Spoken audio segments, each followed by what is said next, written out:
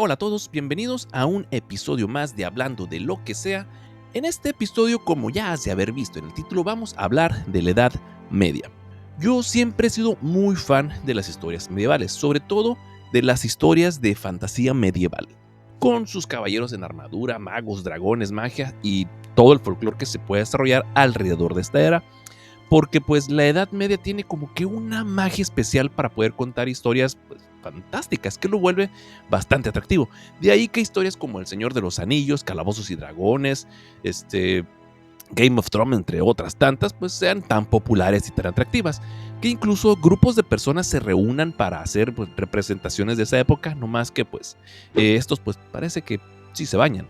Y siempre he pensado que si tuviera la oportunidad de viajar en el tiempo y visitar esa época, ni de pedo lo haría. Estoy seguro que olía a caca por todos lados, y no de la caca elegante que encuentras en los baños públicos del Starbucks. No, caca auténtica, de esa fermentada por siglos de una mala alimentación, pero digo, no había servicios sanitarios y la gente pues tenía supersticiones bien pero bien raras por aquellas épocas con respecto a la higiene. O sea, no es como que hoy en día la gente no creyera en tontadas, pero pues en esa época estaba un poco más densa la cosa. Así que en este capítulo de Hablando de lo que sea, te voy a platicar sobre la vida en la Edad Media y pues sus particularidades. Así que ponte cómodo, prepárate un cafecito y comenzamos. Oh, Edad Media llena de ironía, te escuchas mejor con sarcasmo y melodía. Nacho al micrófono, el humor es la ley. En Hablando de lo que sea, aprende y ríete a la vez.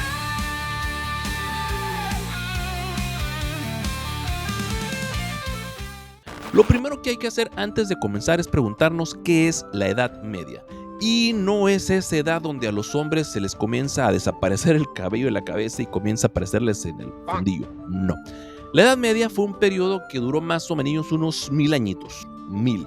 Donde Europa vivió entre supersticiones, pestes, guerras y mucha, pero mucha caca. Arranca por allá del año 476 cuando el Imperio Romano se va al carajo y la gente tiene que aprender a vivir sin baños romanos, sin calefacción decente y una noción de la higiene que dejó de existir. Después de eso comienza la Alta Edad Media, que suena algo glamuroso, pero en realidad significaba peleas entre señores feudales, reinos que aparecían y desaparecían como el acné en los cachetes de un adolescente. Luego llegó la plena Edad Media, que fue por allá del siglo X, palito. Y aquí ya se ponen un poco más intensos. Europa florece un poquito porque descubrieron que plantar y comerciar ayudaba a no morirse de hambre. Además, se hizo esta idea de las cruzadas, que era más o menos de vamos a ir a matar gente a tierras bien lejanas, pues poder así salvarnos en el más allá. Pues el encanto medieval. Finalmente la cosa termina en la Baja Edad Media, por allá del siglo X y V al XV, donde todo ya es una crisis, guerra, peste negra, y la gente no sabe si sobrevivir o simplemente resignarse. Pero llegó por fin el Renacimiento y con él la esperanza de que tal vez, y solo tal vez, había vida después del medievo. Resulta que durante mucho, pero mucho tiempo, la Edad Media fue conocida como una época oscura, y no era solo porque la gente vivía sin electricidad o en casuchas húmedas, que de hecho sí todos, sino porque la religión y la superstición estaban en todo. La iglesia pues controlaba las vidas, las decisiones y hasta los chismes, y pensar en ciencia o en avances tecnológicos pues era casi como pedir que te acusaran de brujería. La Edad Media tiene todo para fascinar. Nobles que apenas se bañaban, campesinos que apenas comían, doctores con ideas más raras que los remedios de tu abuelita y un montón de costumbres que hoy nos parecen ridículas, pero que en ese momento tenían total sentido para ellos. Era un mundo donde los castillos no tenían calefacción, pero tenían fosos para tirar a los enemigos, unas por otras, donde la gente pagaba por ver ejecuciones en lugar de ir a conciertos y donde la higiene pues se limitaba a si hueles mal, échate unas ramitas encima. Y era de lo más común que la gente anduviera pues con su bolsita llena de hierbas para espantar el mal olor. Ahí andaban en la calle cargando con cilantro y perejil y un poco de naranja en los sobacos y en la entrenalga. Y esta fue una época increíblemente loca donde pues lo absurdo era lo común y lo común era pues francamente imposible. La creencia común es que en esta época era difícil saber si una persona estaba más viva o muerta. Primero, aclaremos un mito, la Edad Media no es tan sucia como nos gusta pensar. De hecho, en sus buenos tiempos la gente realmente sí se bañaba. Sí había baños públicos por toda Europa, especialmente en ciudades grandes. Imaginen estos baños como los ¿qué puede ser? Los antros medievales. Los pobres iban pues por necesidad y los nobles, bueno, pues para presumir. Estos llegaban que con su toallita limpia y pinchurreando a los que traían chanclas de suela de llanta, ¿no? Y cuando digo baños me refiero a una especie de mezcla entre spa y una especie de karaoke medieval, algo así medio raro, donde te bañabas con desconocidos en agua caliente y ya de paso te echabas el chisme de la semana o del mes o del semestre según tus necesidades de baño en esa época. Estos baños eran como centros donde la gente se reunía. Entrabas para relajarte, salías con una enfermedad y si tenías suerte, pues con el chisme de que el noble de la esquina traía un champiñón ahí entre la entrepierna. Ahora bien, no todos compartían el jacuzzi medieval. La nobleza, los VIP de la Edad Media, pues tenían sus propias bañeras privadas. Pero olvídate del minimalismo. Aquí esta cosa era sumamente elegante. Era como entrar a un palacio en miniatura. Ellos no se conformaban con agua tibia. Preferían que les llenaran la tina con hierbas aromáticas, aceite y, lo más extraño, no se bañaban solos. Las damas nobles, por ejemplo, tenían sirvientes que les preparaban el baño, les lavaban el pelo y si se les pegaba la gana también les ordenaban que les lavaran el turbulento medieval. Si eres de los que te da hueva ponerte desodorante en estos tiempos modernos o eres demasiado codo como para comprarlo, pues la Edad Media no iba a ser para ti. Resulta que, si bien mucha gente sí se bañaba, el mal olor era parte del paisaje, así que para no espantar a los demás, los medievales inventaron su propia versión del desodorante, las hierbas y los perfumes. Hombres y mujeres cargaban saquitos de lavanda, romero y otras hierbas olorosas que al menos pues cubrían un poquito el hedor general, una especie de body spray medieval que solo que en vez de aerosol pues llevabas una bolsita de cilantro colgando. Era como el precursor del body spray de Old Spice, pero en lugar de atraer doncellas, lo único que hacía era que los que estaban cerquitas de ti pues no se guacarearan. ¿O a poco no te ha tocado estar en algún camión o en la fila de algún lado mientras te esperas y te toca a alguien a un lado que haces que hasta te lagrimeen los ojos del dolor? Imagínate en esas épocas. Que como dato aparte, aquí viene un dato aparte, no sé si ustedes sabían que la tradición de llevar flores al velorio proviene de una época donde no existían las costumbres de preparar los cuerpos como se hace hoy en día para que duren un poquito más. En esos tiempos la naturaleza hacía su jale en tiempo y forma, y en lo que llegaba el tío, la tía, la abuela, el primo y todos los demás familiares de quién sabe dónde muy lejanos, pues el cadáver comenzaba a apestar. Así que una forma de solucionar esto, medio esconder el olor, era llenar la habitación de flores. Así el lugar ya no olería tanto a muerto y olería más a muerto floral. Entonces, ¿por qué hoy pensamos que en la Edad Media nadie se bañaba?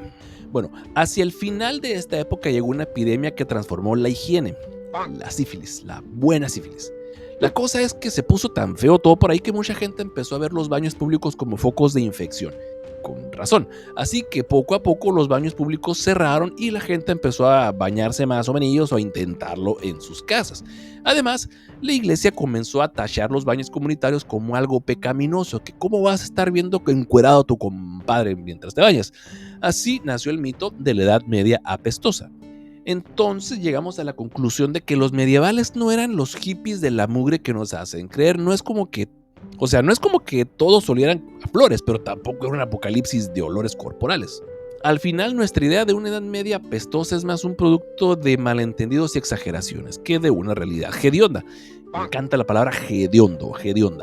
Y si de algo estamos seguros es de que cuando no había remedios como perfumes, el romero y el laurel estaban listos para salvar el día, o al menos para cubrir un poco el aroma medieval. Y ya que estamos hablando de higiene, el cuidado dental en la Edad Media era, por decirlo suavemente, una experiencia rústica y no precisamente ideal para mantener pues tu sonrisa perfecta, ¿no? Hoy en día estamos tan acostumbrados a ver un cepillo de dientes en casa y es bastante raro también hoy en día ver a alguien que se quede sin dientes a temprana edad por falta de higiene, que sí los hay, no falta el cochinón que no le gusta lavarse los dientes y curiosamente son esos a los que más les gusta hablarte aquí de cerquitas. Pero en la Edad Media, pues era otro pedo. Curiosamente, las caries no eran tan comunes en las clases bajas, porque su dieta pues tenía poca azúcar, que era un lujo reservado para la nobleza. Sin embargo, los nobles que adoraban los postres elaborados con miel, dátiles y más endulzantes naturales, sufrían de dientes con caries con bastante frecuencia. Así que punto para las clases bajas. En la Europa medieval, el cuidado dental quedó delegado a los barberos, curiosamente, a los barberos sacamuelas, quienes realizaban extracciones de dientes bastante dolorosas y con nulas medidas higiénicas. ¿Y por qué el barbero? Te preguntarás tú, mi medieval oyente. No era tanto por decisión, sino pues porque ya tenían el equipo. tenían la silla reclinable, tenían trapos, tenían navajas, solo te hacía falta una buena pinza para sacar dientes y listo, ya estás graduado de dentista. La pérdida de dientes era casi inevitable al envejecer. Los abscesos dentales, que podrían convertirse en infecciones graves, eran una causa muy común de muerte, aunque pues básicamente en esa época te podías morir por tirarte un pedo fuerte. Sí, me los imagino velando al papá y llega la vecina y ¿qué pasó? Si lo acaba de ver ayer, porque ya ves que la gente siempre sale con de que lo acaba de ver ayer. Al parecer, la gente que acabas de ver no se muere. Pero bueno, sí me imagino a la viuda bien agüitadilla. No, pues es que en la mañana le di desayunar huevito con chorizo y frijoles y pues él se sirvió frijoles y yo le dije que era peligroso. Y pues ya ves, comadre, que nunca me hacía caso y se levantó y allá afuera en el patio escuché cuando se pedorrió y luego escuché el trancazo cuando se cayó y se murió.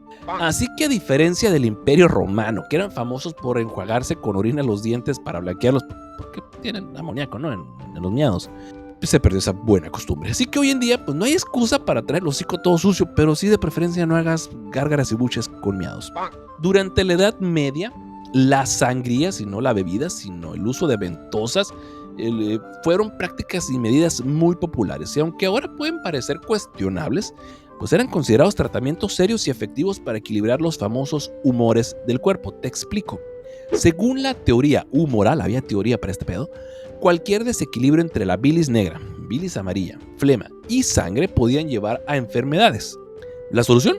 Sacar un poco de sangre para aligerar la carga o, en términos técnicos, devolverle al cuerpo su armonía. O sea, tenían bien justificado este pedo. Las sangrías se realizaban abriendo venas específicas con cuchillas o usando sanguijuelas dependiendo de la enfermedad que se quisiera tratar. Cada vena estaba asociada con un problema diferente. Por ejemplo, si tenías un dolor de cabeza, era probable que sangraran una vena en la frente. Para el dolor de espalda, las venas a los codos eran las elegidas. Todo esto, por supuesto, dependiendo de la opinión del médico, que podía variar drásticamente entre regiones y escuelas del pensamiento. No están de acuerdo entre ellos. La sangría no discriminaba, tanto ricos como pobres se sometían a esta práctica y era de hacerte un agujerito y que saliera el chorrito de sangre. Ya cuando más o menos creían que estaba la cosa equilibrada, te tapaban el chorrito de sangre. Y si creías que bañarse era raro, espera a escuchar qué cosas extrañas podían convertirte en bruja. Hablemos ahora del chisme medieval, que en ese tiempo un chisme de alguna comadre te podía costar una bronceada permanente en la hoguera o un bonito collar de cuerda atado a lo alto de un árbol. En la Edad Media, ser acusado de brujería era tan común como un mal lunes. Todo podía ser motivo de sospecha: tener un gato negro, curar a alguien con hierba, simplemente ser mujer con opiniones propias. Horrible, lo sabemos, pero la obsesión llegó a tal punto que en el año 1487 se publicó el famoso Malleus Maleficarum, que es un manual para identificar, torturar y juzgar a las brujas. Este libro obviamente alimentó la paranoia y los juicios terminaron con la vida de miles, mayormente mujeres marginadas o independientes. Entre los métodos más creativos para detectar brujas estaban las pruebas absurdas. Te lanzaban al agua. Si flotabas, bruja. Si te hundías, pues bueno, no eras bruja y nomás te aplicaban la de qué mal pedo. Tu mamá no era bruja. Sí te enseñó a cocinar, ¿verdad? Porque se me hace que hoy en la noche no va a haber cena, mijo. La Edad Media fue una época donde todo parecía tener un significado mágico o diabólico. Los gatos negros, por ejemplo, eran considerados compañeros de las brujas y símbolos de mala suerte. Los pobres gatos negros durante la historia siempre se han estado cagoteando en todas las culturas. Si rompías un espejo, te esperaban 7 años de desgracias. El número 13, ni pensarlo, una cena con 13 comensales podía acabar peor que una novela de... En esos tiempos, la ciencia, digamos que tenía un tema tabú. Y para ellos tenía bastante sentido el pensar que cosas como un eclipse era culpa de alguna bruja. ¿Por qué? Pues, ¿por qué no, verdad? Estas creencias no solo alimentaron miedos absurdos, sino que también reforzaban la persecución de prácticas paganas o desconocidas. Cualquier fenómeno que no tuviera una explicación fácil era atribuido al diablo o a la intervención de fuerzas sobrenaturales. Por alguna razón les resultaba más fácil pensar que un fenómeno del que no se tenía explicación tenía que ver con el diablo que con Diosito. Y como no existía el WhatsApp para pedir ayuda divina, la gente medieval confiaba en amuletos y talismanes para protegerse. Cruzar un campo de batalla o caminar por un bosque oscuro sin un relicario era equivalente a tentar el destino. Estos objetos bendecidos o cargados del simbolismo supuestamente protegían contra espíritus malignos y enfermedades, y por supuesto las brujas. Entre los más populares estaban los crucifijos, escapularios y bolsas llenas de hierbas. También les gustaban las hierbas en bolsitas por alguna razón. También había amuletos tallados con símbolos mágicos o inscripciones de oraciones, porque si algo aprendimos del medievo es que un buen marketing religioso siempre vendía. Obviamente daba lo mismo si cargabas con un amuleto o si cargabas con caca de perro seca en el bolsillo, te protegían exactamente igual. Y si hoy en día crees que el control gubernamental es excesivo, espérate. La Iglesia Católica no solo dictaba los aspectos religiosos, sino que también decisiones cotidianas como qué comer, con quién casarte, cómo vestir y hasta cómo manejar tus pecados. Las misas, indulgencias y confesiones eran herramientas de control y la brujería era el enemigo público número uno. Se convirtió en el pretexto perfecto para mantener a la población alineada a los dogmas religiosos. Donde se le hicieras de pedo a la iglesia era o porque se te metió el diablo, tú escoges por dónde se te mete, o eras bruja y vas derechito a la hoguera. Que en esa época pues no dejaban que se apagara el carbón de la hoguera. Las supersticiones y rituales estaban fuertemente influenciados por la iglesia, que al mismo tiempo luchaba por erradicar las prácticas paganas mientras absorbía algunos de sus elementos. Por ejemplo, el agua bendita y las reliquias de santos a menudo reemplazaban las prácticas mágicas más tradicionales. Aplicaban la de eso en lo que tú crees y los ritos que haces no están bien. Son del chamuco, son del malo, son del estado. Pero mira, si haces esto que te voy a enseñar, que es exactamente lo mismo que tú haces, pero con otro nombre más cristiano, ese sí es el correcto. Y sí, ya sé que se parecen mucho. Yo ya sé que se parecen mucho a lo que tú hacías. Pero no es lo que te estoy diciendo ahora. Hazme caso, porque te acaban de echarle leña allá a la hoguera, tú sabes. Y estoy seguro que no traes nada de ganas de una chamuscada, ¿verdad? Ándale pues. Cállate el hocico y haga lo que le estoy diciendo, ¿ok? Va. La Iglesia Católica fue una fuerza dominante en la vida cotidiana durante la Edad Media, ejerciendo una influencia que abarcaba todos los aspectos sociales, culturales, económicos y políticos. Estaba metido en todo. Su control iba mucho más allá de la fe. Definía las normas de conductas, regulaba los matrimonios, imponía castigos por pecados y era fundamental en las decisiones de los monarcas y de la nobleza. La iglesia no solo era la guía espiritual de los fieles, sino también su policía moral, curiosamente. Regulaba aspectos como la influencia y el propósito de las relaciones sexuales, permitiendo estas únicamente con fines procreativos. Nada de andar de calenturientos, que obviamente no controlaban un carajo. Si algo caracteriza al ser humano es que es un ser cachondo. Y ya echado a andar, de lo último que se va a acordar son de las cosas que le dijo el padrecito de la iglesia y de que no sacaran a su caballerito sin armadura. En la Edad Media, las relaciones de pareja y el matrimonio estaban profundamente influenciados por factores religiosos, económicos y sociales, especialmente entre las familias nobles. Las alianzas matrimoniales aseguraban tierras, poder o estabilidad entre linajes. En ese sentido, las familias decidían con quién casarse, relegando a los involucrados a simples peones en un juego del poder. Para las mujeres, estos arreglos podían significar un cambio total de vida, ya que rara vez, o por decir, no tenían voz en la elección de su pareja. Nomás de repente les decían, oye, mija, hablé con el compa, el que huele medio raro, ¿cómo se llama? El que tiene las tierras allá al otro lado del cerro. La próxima semana te casas con él. Ya acordamos la dote, así que te me pones bonita, no va a ser que me espantes al pobre señor. Si te quejas de las citas a ciegas, imagina enterarte que tu prometido es un viejo sin dientes, aunque siendo honestos, en esa época el 90% de la población no tenía sus dientes ya. Así que, pues, no había gran diferencia. La dote era un elemento central del matrimonio. Esta práctica implicaba que la familia de la novia entregaría bienes materiales, dinero, propiedades al esposo como parte del contrato matrimonial. Esto, en teoría, era para asegurar el bienestar de la mujer en su nuevo hogar, pero en realidad funcionaba como una transacción económica donde las familias negociaban según el estatus social o la riqueza de la novia. La virginidad femenina era percibida como un requisito indispensable para el matrimonio. Esto aseguraba la legitimidad de la descendencia, y las mujeres que no cumplían con estas expectativas podrían enfrentar castigos severos o el rechazo social. Por otro lado, en contraste, la infidelidad masculina pues era menos perseguida siempre y cuando no pusiera en riesgo la estructura familiar o la herencia, sobre todo la herencia. O sea, mientras no regresara con un bastardo, todo bien. Podría traer un champiñón en la entrepierna y ahí no había pedo, pero un bastardo, eso sí que no. Ahora, cambiemos al tema. Ahora hablemos de la dieta medieval. La dieta medieval estaba profundamente influenciada por el estatus social, los recursos disponibles y las estaciones del año. Porque pues no había refrigeradores y los campesinos, que constituían la mayoría de la población, dependían de una dieta simple y repetitiva. El menú del campesino era tan variado como la dieta de un estudiante universitario foráneo y sin dinero. Avena, sopa y pan, y si tenía suerte, algún nabo. Por otro lado, los nobles disfrutaban de una dieta mucho más variada y rica. Tenían acceso a pan blanco de trigo, carnes de caza como ciervos o faisanes, pescados frescos y secos y todo lo demás, frutas, peras, manzanas, etc. E incluso especies exóticas traídas a través de rutas comerciales. Sus banquetes eran grandes, eran fastuosos, platos elaborados que reflejaban su estado y su poder.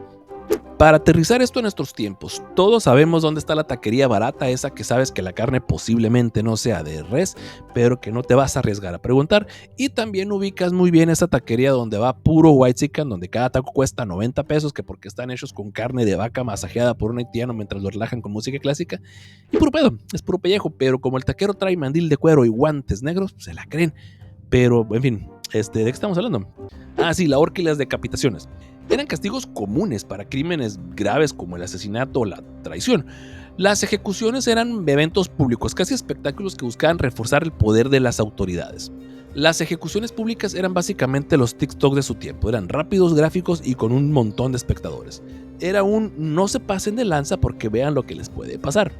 Era muy común las humillaciones públicas e incluían métodos como la picota, donde los condenados eran expuestos al escarnio público y en ocasiones a lanzarles estiércol o alimentos podridos como parte del entretenimiento. También existían castigos como el tonel borracho, que consistía en encerrar a los acusados en barriles llenos de orines o excrementos. Eran castigos bastante creativos. Que si me dicen que en la plaza nos van a dar chance de aventarle caca y comida podrida al chúfulo que se la pasa robando en el barrio, pero por supuesto que claro que voy a querer hacerlo. Ahora, en la Edad Media la prueba de la inocencia en una acusación estaba a veces bastante más ruda que el castigo por el crimen que te estaban acusando. La prueba del agua, por ejemplo, básicamente se ataba al acusado y se le arrojaba al agua. Si flotaba, se asumía que era culpable porque el agua pura lo rechazaba. Si un día era inocente, aunque probablemente ya estaba muerto. Estaba la prueba del hierro candente, donde el acusado debía caminar descalzo o sostener un hierro al rojo vivo durante un rato. Si se te quemaban las patas eras culpable, si no probablemente eras inmune al fuego porque eras bruja. O sea, la lógica estaba a prueba de balas, pero no estupidez. La prueba del agua hirviendo implicaba introducir una extremidad en un recipiente con agua hirviendo para recuperar un objeto. Si la gravedad del crimen determinaba la profundidad a la que tenías que meter la mano o el pie. Si tras 3-4 días no había infección, el acusado era declarado inocente. Y te recuerdo que en esos tiempos no había medicamentos. Y en algunos casos se resolvían las disputas mediante combates entre las partes o sus representantes. Mi abogado contra el tuyo, perro. Esos juicios sí estaban chidos para que veas. Y el vencedor tenía la verdad de su lado porque se asumía que Dios ayudaba al justo. Este tipo de ordalias se justificaba como un medio para dejar el juicio en manos de Dios, pero fueron prohibidas oficialmente por la iglesia en el siglo XII, aunque su práctica continuó en algunos lugares hasta no hace mucho tiempo. La tortura y las ejecuciones eran justificadas como una forma de purificación del alma o como un medio para proteger a la comunidad de influencias malignas. La iglesia tuvo un papel central en estos procesos, especialmente durante la Inquisición. Donde la herejía era castigada de manera implacable. Básicamente aplicaron me duele más a mí que a ti, pero es por tu bien. Estos métodos no solo buscaban castigar, sino también servir como lecciones moralizantes para quienes observaban. La combinación de superstición y control político y miedo, sobre todo miedo, conformaban un sistema de justicia que difícilmente calificaríamos como justo en estos tiempos, ¿no? Que tampoco es como que hoy en día el sistema de justicia así sea como que bruta, que bruto, que justo es, no. Si hablamos del sistema económico, la economía medieval estuvo muy ligada al sistema feudal, que era una estructura jerárquica que definía las relaciones sociales, económicas y políticas. Este sistema marcaba una división clara entre los señores feudales y los campesinos y que estaban muy entrelazadas con las tierras y sus recursos. En el centro de este sistema feudal estaban los feudos, que eran porciones de tierra otorgadas por el rey o los nobles a cambio de lealtad y servicio como la protección militar. Y los campesinos que constituían la mayoría de la población trabajaban en estas tierras para estos señores feudales, proporcionándoles alimentos y otros recursos a cambio de protección. Este sistema creó evidentemente una sociedad dividida en clases muy rígidas. Los campesinos, todos enterregados y con sus niños con moquitos secos por aquí y por allá, mientras que los señores feudales disfrutaban de sus privilegios ganados por el trabajo de los campesinos. Y no era como en las novelas que la chica pobre se enamoraba del hijo del señor feudal, convirtiéndose en una señora dueña de todo. No. Aquí la historia de la Marimar no jalaba. O la del jardinero que enamora a la señora de la casa y que estos hacían cochinadas escondidas. Bueno, eso no salió en una novela, sino en otro tipo de videos, pero bueno, ya me estoy saliendo del tema de Machine.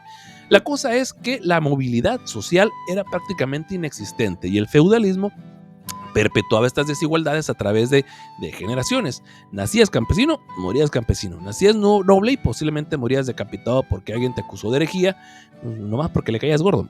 La diferencia entre ambas clases era abismal. Mientras que los campesinos vivían en cabañas rudimentarias con techos de paja y subsistían a una dieta basada de cereales y vegetales, los nobles habitaban en castillos y mansiones disfrutando de alimentos más diversos y ricos, como carnes y especies importadas, como dije hace rato, ¿no? Unos desayunaban chuchitos de la horrera y otros desayunaban cereales gringos. Los nobles solían recibir educación y acceder a lujos, mientras que los campesinos pues apenas sabían leer o escribir. La vida campesina estaba dominada por el trabajo físico, largas jornadas agrícolas y los altos impuestos que eran impuestos por los mismos señores feudales. Así que el campesino, con que medio supiera contar hasta 10, ya con eso lo armaba. Y ya que estamos hablando de educación, los monasterios medievales fueron los principales guardianes del saber. Me encanta cómo escucha guardianes del saber. Una época donde la alfabetización pues era un privilegio exclusivo. Los monasterios funcionaban como centros de educación para novicios y laicos adinerados. Los monjes seguían la regla del ora et labora, o sea, reza y chambeale, dedicándose tanto a las labores agrícolas como a la conservación y producción de conocimiento. Su impacto fue notable en áreas como astronomía, medicina y agricultura, por mencionar algunas, y desarrollaron innovaciones agrícolas, preservaron textos científicos y filosóficos de la antigüedad, asegurando su transmisión a generaciones futuras, más o menos. Entonces, la educación medieval era una mezcla entre un monasterio y una película de terror. Si sabías leer, eras un genio. Si además sabías escribir, o eras un monje o eras un hereje, porque pues nadie más tenía tiempo para estas dos cosas. Y en ese tiempo no existían las imprentas aún, todos los libros eran elaborados a mano. Y los monjes podían pasar años escribiendo a mano textos antiguos para volverlos un libro, y estos eran casi un tesoro. Así que eran decorados cuidadosamente para que se vieran bonitos también. Pero si un día las autoridades eclesiásticas amanecían de malas, podían decir que tal o cual texto eran del diablo. Y ese libro en el que tenías 10 años trabajando terminaba alimentando la hoguera donde te iban a quemar porque te tocó a ti la mala suerte de ser tú quien lo transcribiera. Pero la Edad Media no solo era una época de guerras y sufrimiento, también había lugar para el entretenimiento y la recreación, tanto entre nobles como entre el pueblo común. Los torneos eran eventos espectaculares que combinaban habilidades marciales como un gran despliegue teatral. Los caballeros competían en justas enfrentándose con lanzas en caballos a galope, así como en las películas donde se partían en su progenitora con lanzas. Y estos eventos no solo probaban la destreza en combate, sino que también servían para fortalecer la imagen de los caballeros como protectores del honor y la fe, o sea, que el que quedara bien el caballero. Más allá de las peleas, los torneos eran fiestas completas con música, banquetes y oportunidades para que los nobles socializaran y mostraran sus riquezas. A los veías con sus ropas más exóticas, pavoneándose buscando con quién casar a sus hijas para salir de jodidos, pero que nadie se entrara. La caza era una actividad reservada principalmente para la nobleza y un lujo que demostraba estatus y servía como práctica para la guerra, según ellos. Y además de la caza convencional, la cetrería era muy popular. Si eres de los que terminó la secundaria y la prepa en clases en línea durante la pandemia, te explico, la cetrería es el uso de halcones y otras aves rapaces para cazar. Y este pedo era realmente prestigioso entre los nobles.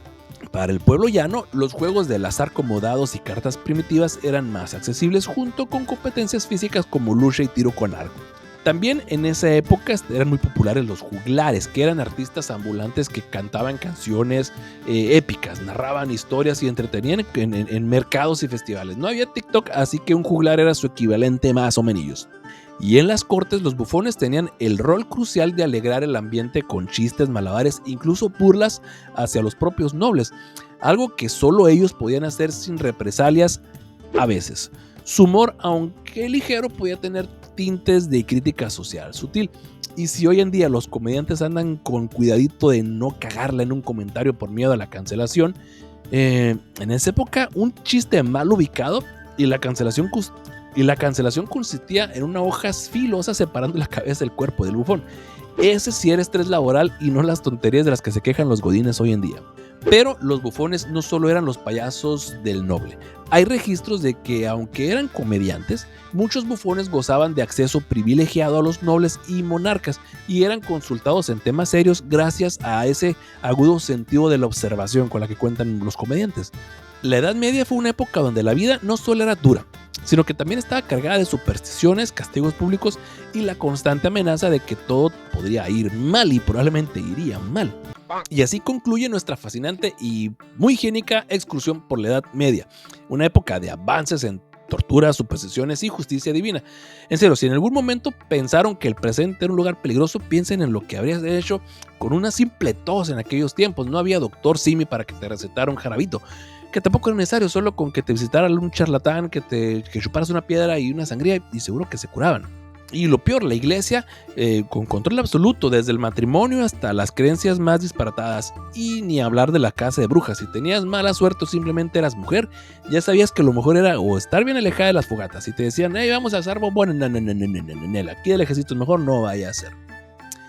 En resumen, la Edad Media era el lugar perfecto para morir por cualquier cosa. Una peste, un juicio, un mal chiste o porque alguien decidió que tu gato era satánico. Así que la próxima vez que pienses que tus problemas son graves, recuerda que en la Edad Media no solo tenías que preocuparte por las pestes, sino de que la gente a tu alrededor no pensara que tenías un pacto con el diablo porque los perros, no cagaban en tu jardín. Me voy dando cuenta que me quedaron muchos temas pendientes por hablar, pero ya estamos más de media hora, ya es mucho tiempo. Así que yo creo que voy a hacer una parte 2 de la vida en el medievo porque sí me faltaron muchas cosas y es un tema bastante divertido y bastante interesante. Nos despedimos por hoy, pero no olviden seguirme en redes sociales para más historias divertidas, sarcásticas y sobre todo un tanto macabras. En todos lados me encuentras como @NachoArmpa. Nos vemos en el próximo episodio de Hablando de lo que sea, donde seguro nos meteremos en más líos históricos. Así que pásenla bonito. Adiós.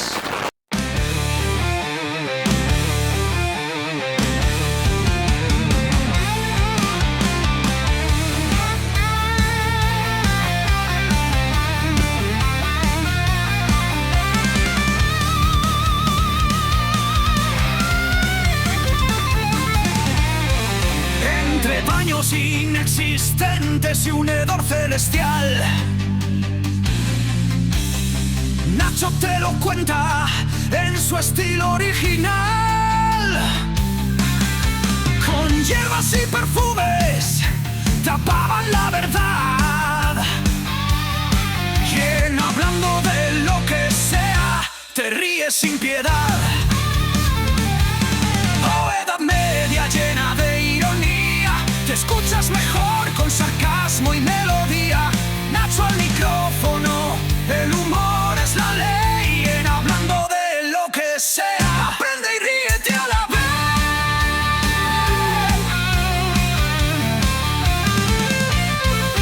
Los nobles comían fasanes, el pueblo roía pan.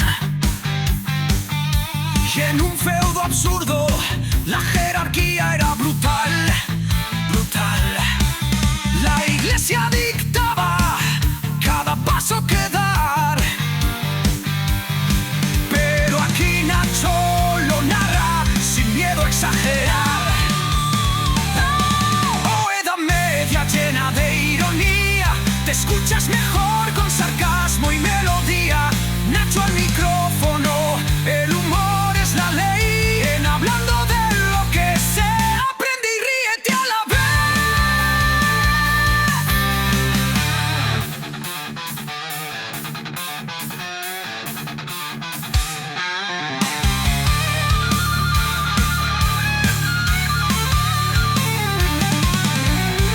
Entre brujas y juicios con catapultas de fe, Nacho nos guía por este extraño cliché. Con cada dato oscuro, un chiste que va a doler.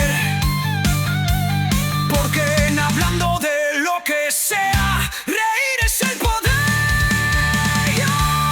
Oh, Edad Media llena de ironía. Te escuchas mejor